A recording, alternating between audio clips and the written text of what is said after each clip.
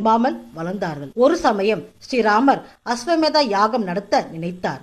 அஸ்வமேதா யாகம் செய்ய வேண்டுமானால் அந்த மன்னன் ஒரு குதிரையை அண்டை நாட்டுக்கு அனுப்புவான். அந்த மன்னனுடன் போரிட விரும்பாத அண்டை நாட்டு அரசர்கள் அந்த குதிரையை தமது நாட்டில் உலவ விடுவார். அப்படி இல்லாமல் அவ்வூர் அரசர் அந்த குதிரையை பிடித்து கட்டிவிட்டால் அந்த நாட்டின் மேல் போர் புரிந்து அந்த நாட்டை வென்ற பிறகுதான் அஸ்வமேதா யாகம் செய்ய வேண்டும் என்பது யாக விதி. அதனால் அஸ்வமேதா யாகம் செய்ய விரும்பிய ராமர் தன் குதிரையை அனுப்பினார். அந்த குதிரை ராமரின் பிள்ளைகளான லவகுசா வாழ்ந்த காட்டுப்பகுதிக்கு வந்தது.